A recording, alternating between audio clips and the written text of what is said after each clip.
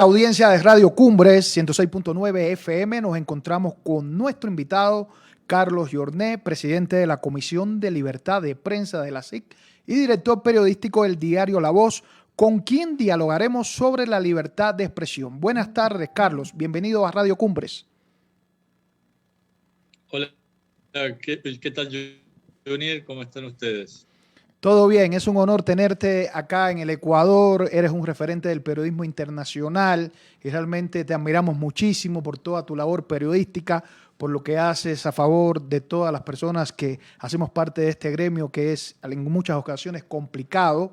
Te voy, Carlos, a dar una presentación para las personas que nos están escuchando acá en el Ecuador y a través de la señal de Facebook Live en el mundo. Carlos Jornet, periodista argentino, presidente de la Comisión de Libertad de Prensa e Información de la SIC y director editorial de La Voz del Interior de la ciudad de Córdoba, abogado, licenciado en comunicación y magíster en dirección de empresas. Bueno, con esta presentación de nuestro invitado de lujo, que se ha tomado unos minutos para exponer todo lo que está sucediendo en el periodismo a nivel de las Américas. Actualmente muchas cosas están pasando en Cuba, Nicaragua, México, Venezuela, en fin, hay muchos problemas en los cuales se está atentando contra la libertad de expresión.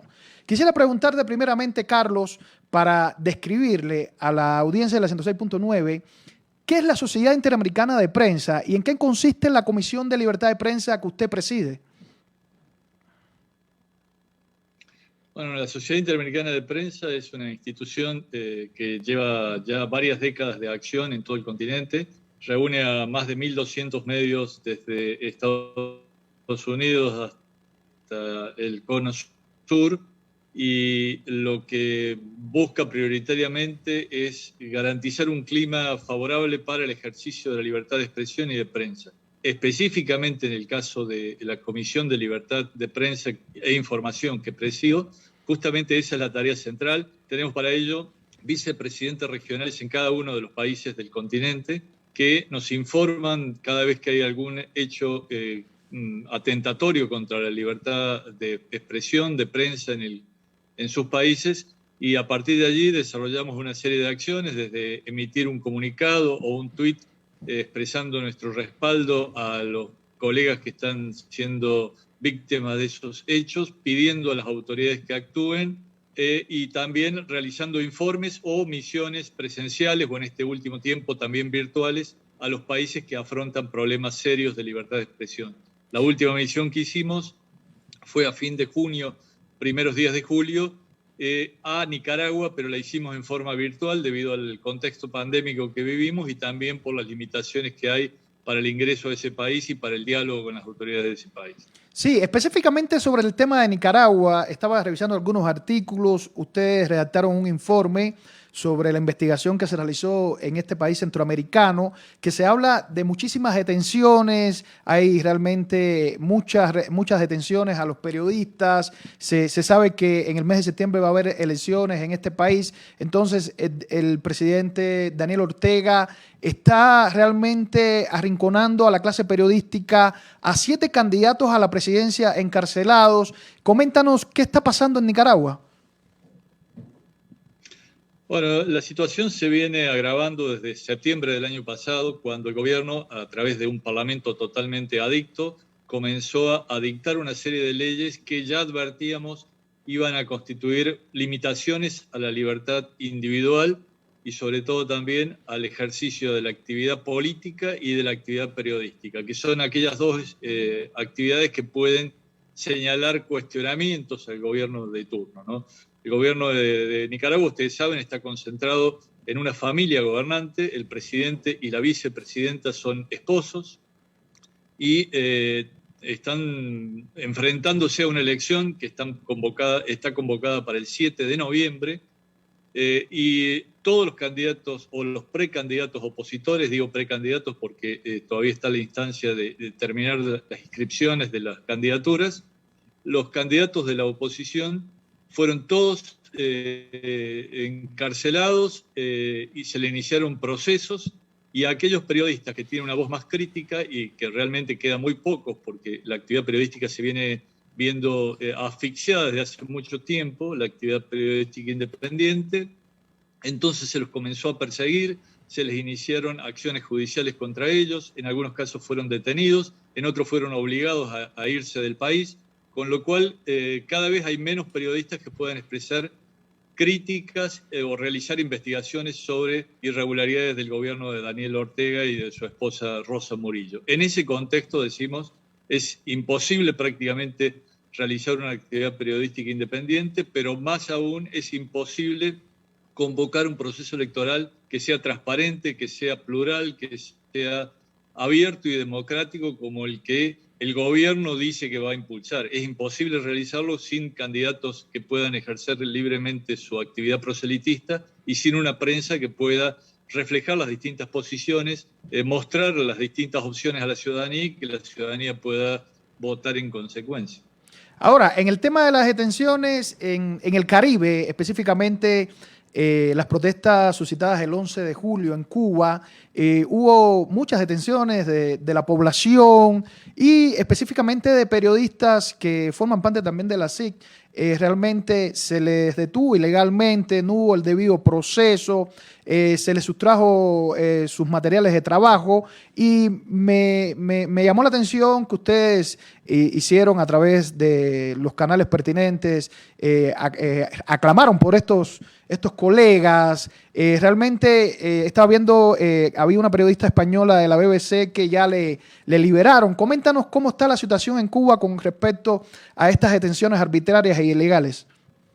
Sí, es un parámetro similar al que estábamos comentando en Nicaragua, un gobierno que no admite la crítica, que no admite voces que expresen disidencia, discordancia con el discurso oficial. En este caso, cuando se produjeron las revueltas, obviamente muchos periodistas quisieron ir a cubrir esas manifestaciones y se los detuvo supuestamente por alentar la violencia, por realizar incluso disturbios o acciones violentas en las calles, cosa que no era para nada así. Una de las personas que fue detenida fue nuestro vicepresidente regional, es decir, la persona que la CIP tiene en Cuba para poder transmitir lo que ocurre realmente en la isla con los colegas que intentan mantener una voz crítica al gobierno actual. Henry Constantin fue detenido, se lo mantuvo en prisión varios días, algo más de una semana. A él, a una diseñadora de La Hora de Cuba, que es la revista digital, Neifer Rigaud, y también a Iris Mariño, que es una fotógrafa que realizaba la cobertura periodística de lo que estaba ocurriendo. Con ellos también fueron detenidos otros colegas en la isla. Hoy creo que ya no queda ninguno detenido, pero a todos ellos se le han iniciado acciones penales, con lo cual el acoso contra la prensa sigue estando plenamente vigente y realmente se hace muy difícil llevar la realidad de lo que ocurre en la isla a los propios cubanos y más aún también hacia el exterior. Lo que mencionabas de la colega de España, del diario ABC, fue detenida, se negó su condición de periodista, pese a que ella escribe habitualmente. Lo que se busca claramente es que los únicos periodistas que haya en la isla sean aquellos que escriban a favor del régimen. No, increíble, increíble. Yo estaba revisando, ¿no?, algunos artículos de algunos colegas en la isla y se habla de que la pena sería de 1 año de privación de libertad para las personas que grabaron las manifestaciones, las protestas, ¿no? Realmente, y le están tipificando por una conducta de incitar a la violencia. Realmente son cosas que nos llaman muchísimo la atención, no hay derecho a la defensa. Esta periodista que mencionas de España hablaba de que cuando estuvo detenida le obligaron, ella no lo hizo, a firmar que era culpable de algo que ella no había hecho, está en libre ejercicio de su profesión, para llevarle a un proceso abreviado. Vos como abogado sabes que vos firmas tu propia condena cuando haces esto, te bajan la pena, pero finalmente te condenan por algo que vos no hiciste. Ahora, con respecto a México, estaba revisando la cantidad de asesinatos a periodistas en este año, en todo el gobierno de López Obrador, y me llama muchísimo la atención que realmente esto es lo más fuerte y vergonzoso que puede pasar al periodismo cuando se silencian las voces con la muerte. ¿Qué está pasando en México? ¿Qué está haciendo mal el presidente? Porque también a través de las mañaneras, este tipo de mensajes a la nación que hace censurar al periodismo, algo parecido como hacía Rafael Correa en el Ecuador con las sabatinas los días sábados. ¿Qué sucede en México actualmente con el periodismo, Carlos? Bueno, el clima de violencia, lejos de disminuir, se ha acentuado en pandemia. En la última semana hubo 2 colegas muertos, en solo una semana.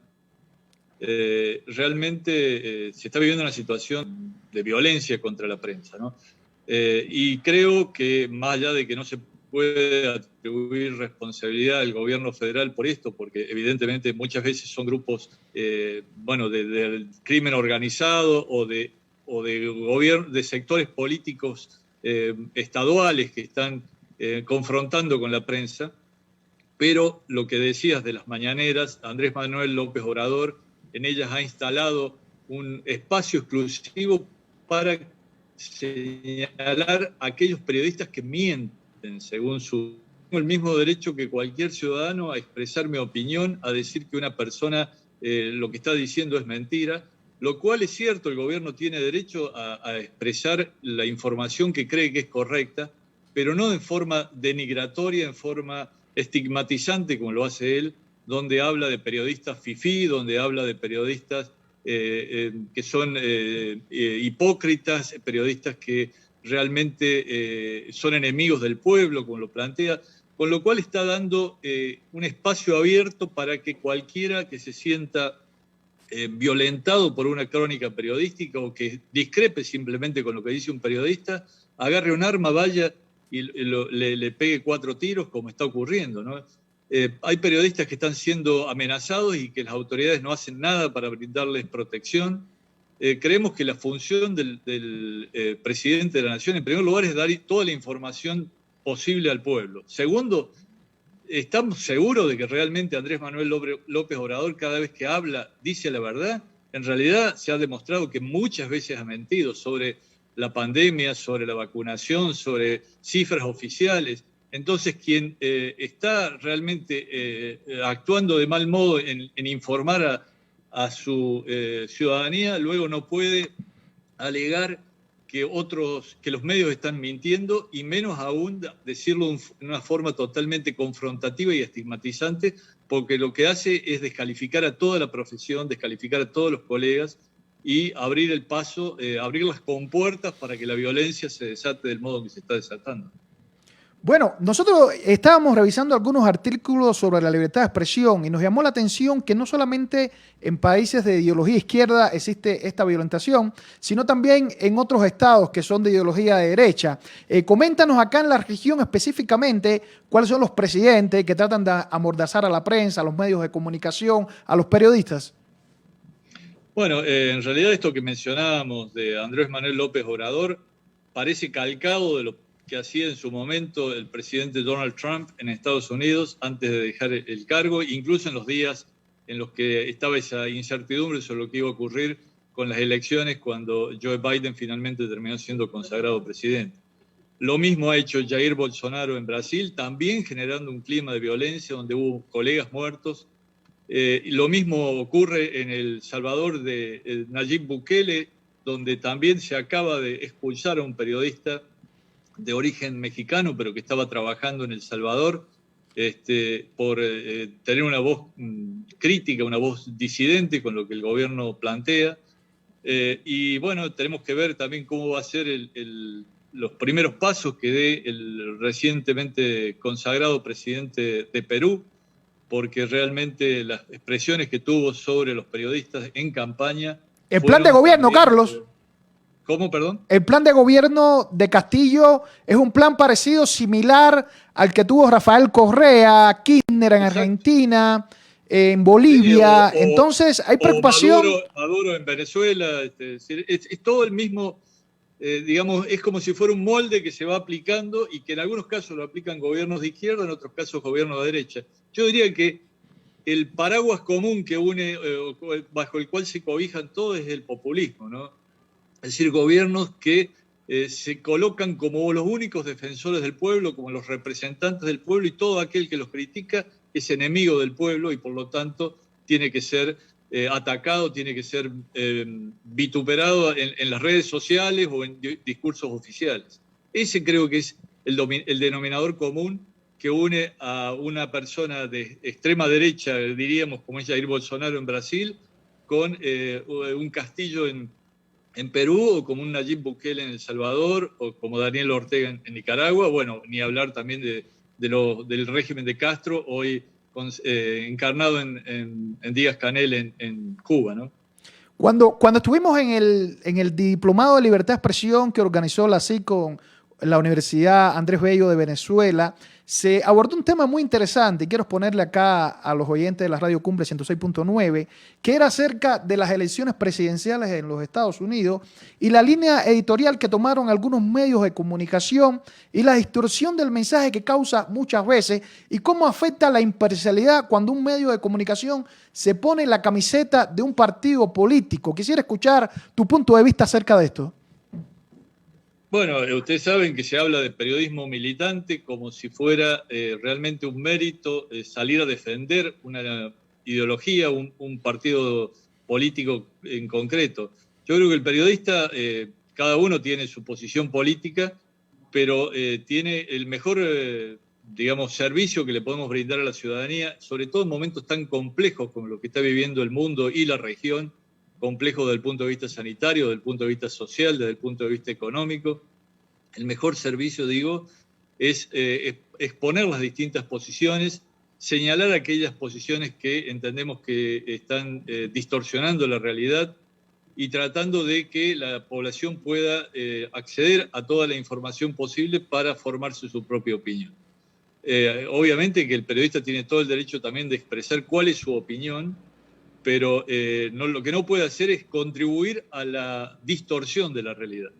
En ese sentido, creemos nosotros que los medios de comunicación tradicionales, aquellos que tienen un editor responsable, un editor que eventualmente incluso puede ser sometido a juicio por haber distorsionado la verdad, son realmente el principal antídoto contra la desinformación, mientras que en las redes sociales, por ejemplo, se puede decir impunemente muchas veces una información que es falsa, se la puede falsear expresamente para generar daño, o incluso en algunas circunstancias, en muchas circunstancias, hay bots o robots que están generando información al servicio de un partido político, de un gobierno, y eso ha llevado, sabemos perfectamente, ha llevado en algunos casos a generar confusión en la ciudadanía y a volcar el resultado electoral en favor de un candidato y en contra de aquellos que estaban diciendo en hechos que eran realmente ciertos, pero que se los estigmatizaba, se los descalificaba a través de las redes sociales. Entonces creemos que el periodismo serio, el periodismo responsable, el periodismo que informa y que se basa en datos, que contrasta la información, es el mejor servicio que se le puede dar a una ciudadanía en momentos tan complejos como los que está viviendo el mundo. Como periodista argentino, vos conoces totalmente la realidad de tu país y han tenido la oportunidad de vivir diferentes cambios políticos, desde dictadura, gobierno de izquierda, de derecha, pero específicamente en los últimos años, quisiera que me hagas una evaluación, un diagnóstico del gobierno de Macri, de los Fernández. ¿Cómo realmente se ha desarrollado el periodismo? ¿Ha habido libertad de expresión? ¿Han existido censuras? Coméntame. Mira, no te puedo decir que haya un clima de censura en la Argentina, ni ahora ni en los dos gobiernos anteriores, digamos, durante el kirchnerismo o durante el gobierno del macrismo. Durante el gobierno, sí, del kirchnerismo, esta política que hablábamos de populismo, digamos, de generar dos bandos claramente enfrentados, el gobierno por un lado y la antipatria por el otro, donde se ubicaba la oposición política y a la prensa crítica, claramente se dio. El kirchnerismo hizo de eso un caballito de batalla, presentó una ley de medios muy similar a la que Correa impulsó en el Ecuador. Bueno, luego cuando vino el macrismo, eso se revirtió. hubo un clima mucho más favorable para el trabajo profesional, aunque también hubo un gran incentivo al trabajo en las redes sociales que muchas veces terminaba complicando la labor del periodismo. Y ahora, en el actual gobierno, bueno, ustedes saben que ha vuelto el kirchnerismo, aunque en alianza con otros sectores. Ese sector del kirchnerismo sigue queriendo volver a aquella práctica de descalificar el trabajo periodístico, de avanzar sobre la libertad de la prensa y sobre incluso la propiedad de algunos medios, pero como es una alianza tan compleja y tan variopinta, hay sectores que buscan el diálogo, buscan tratar de mantener una relación mucho más abierta hacia el trabajo periodístico.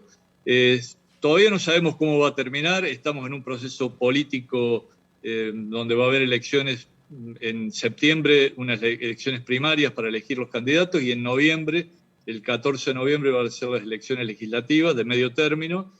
Bueno, como toda elección legislativa de medio término, el gobierno pone todas sus fichas en tratar de ganar, la oposición pone todas sus fichas en tratar de algún modo minar el poder del gobierno, así que el periodismo va a vivir algunos momentos tal vez de tensión. Pero, digamos, si lo comparamos con la época de la dictadura o incluso con el gobierno del kirchnerismo de la primera etapa, hoy se vive un clima mucho más proclive a poder ejercer con libertad el trabajo periodístico.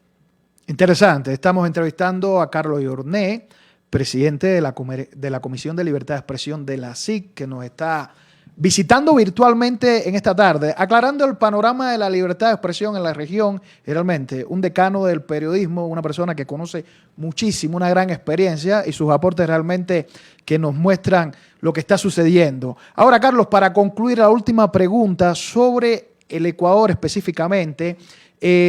Recordemos que cuando el expresidente Rafael Correa dirigió el país, creó una ley de comunicación, era llamada Ley Mordaza, vos tienes mucho conocimiento sobre ella, en la cual se censuraba, se arrinconaba al periodismo, a los medios de comunicación, hubo muchas denuncias. Actualmente el presidente Guillermo Lasso está haciendo un proyecto para presentar una nueva ley de comunicación.